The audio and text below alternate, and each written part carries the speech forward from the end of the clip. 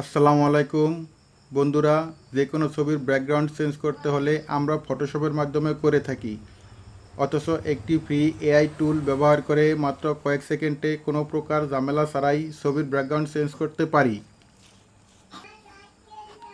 আমার স্ক্রিনে দুইটি ছবি দেখছেন, একটি ছবি 5 ফুট সাইজ এবং একটি ছবি 3R সাইজ। আমি ফটোশপ ছাড়াই দুটি ছবির ব্যাকগ্রাউন্ড চেঞ্জ করব একটি ফ্রি এআই টুল দিয়ে। বন্ধুরা, মূল ভিডিওতে যাওয়ার আগে আমার একটি রিকোয়েস্ট, আমার চ্যানেলটি অবশ্যই সাবস্ক্রাইব করে রাখবেন। আমি এরকম অনেক ভিডিও আপলোড করব, আপনারা অবশ্যই আমার ভিডিও থেকে উপকৃত হবেন। ব্যাকগ্রাউন্ড চেঞ্জ করার জন্য আমি আমার কম্পিউটার থেকে যে কোনো একটি ইন্টারনেট ব্রাউজার ওপেন করছি। ওপেন করে টাইপ করছি pixelcut.ai।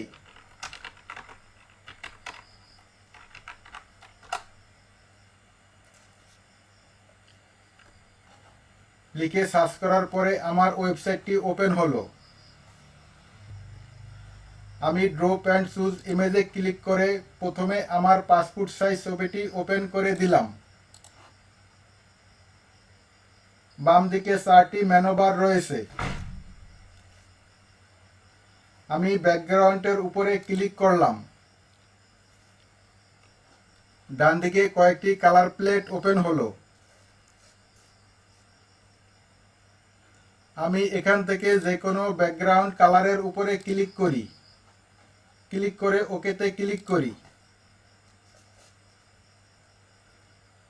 ক্লিক করার সাথে সাথে আমার ব্যাকগ্রাউন্ডটি চেঞ্জ হয়ে গেল।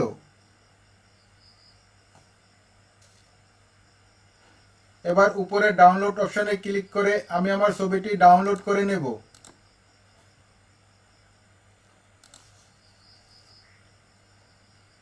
এরপর আমি 3R ছবির ব্যাকগ্রাউন্ড চেঞ্জ করব।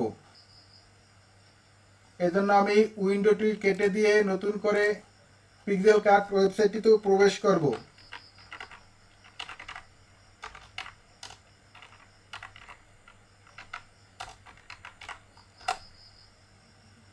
এবার আমার 3R ছবিটি ড্রপ অর চুজ ইমেজে ক্লিক করে ওপেন করে দেব।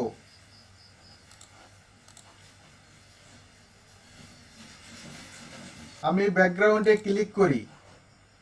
ডান দিকে রয়েছে ইমেজ ব্যাকগ্রাউন্ড, আমি ইমেজ ব্যাকগ্রাউন্ডে ক্লিক করি।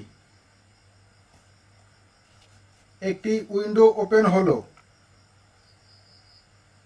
উপরের মাই ফটোতে ক্লিক করি। এরপর আপলোড ফটোতে ক্লিক করি। এরপর আপলোড ফটোতে ক্লিক করে আমি আমার ব্যাকগ্রাউন্ডটি ওপেন করে দেই।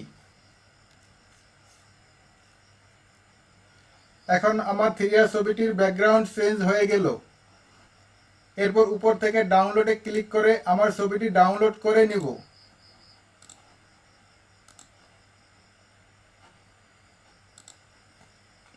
দেখুন কত সহজে কোনো প্রকার ঝামেলা ছাড়াই এআই টুল ব্যবহার করে ফ্রিতে ছবির ব্যাকগ্রাউন্ড চেঞ্জ করে নিলাম। বন্ধুরা, আজকের ভিডিও এ পর্যন্তই। সবাই ভালো থাকবেন। আগামীতে দেখা হবে নতুন কোনো ভিডিও নিয়ে।